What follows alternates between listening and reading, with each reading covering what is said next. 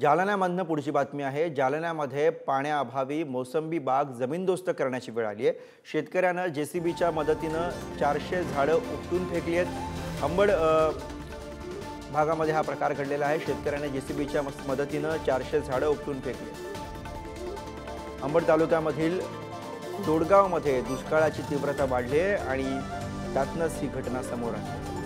पाण्याअभावी मोसंबी बाग जमीनदोस्त करण्याची वेळ शेतकऱ्यावरती आहे। मोसंबीची 400 झाडं या शेतकऱ्यानं जेसीबीच्या सहाय्यानं उपटून फेकली। जालन्यामधली घटना, जालन्याच्या अंबडमधला हा प्रकार आपण बघतोय।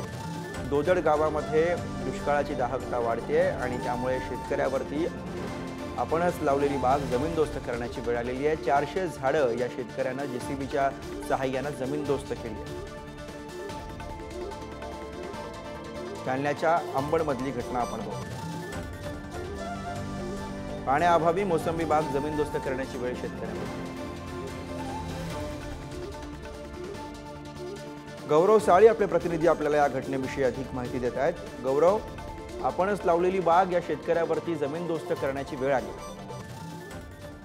खरंय गुरु, जालना जिल्ह्यामध्ये दुष्काळाची तीव्रता जी आहे ही जाणवण्यास सुरुवात झालेली आहे।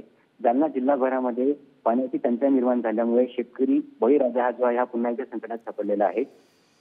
जालना जिल्ह्यातल्या अंबड तालुक्यातील बारासवाडा येथील गलाठी धरण जे आहे हे देखील संकटात पडलेले आहे। त्यामुळे शेतकरी अर्जुन बडे यांनी आपली 15 वर्षांपासून जोपासलेली जी बाग होती, मुलासारखी सांभाळलेली वाढवलेली बाग जी होती, त्यांनी ती जेसीबीच्या साह्याने उपटून टाकलेली आहे। जेसीबीच्या साह्याने त्यांनी 400 झाडं जे आहेत ते उपटून फेकलेली आहेत। कारण ही जी बाग होती, पाण्याविना ही बाग पूर्णतः सुकलेली होती, फळगळ झाली होती, फळ देखील झाडावर सुकले होते। त्यामुळे हातातोंडाशी आलेला घास जो होता हा हिरावून गेल्यामुळे ह्या शेतकऱ्यांनी आपली जी बाग आहे ही जेसीबीच्या साह्याने उपटून फेकलेली आहे। हे विदारक चित्र जे आहे हे जालना जिल्ह्याभरात पाहायला मिळत आहे।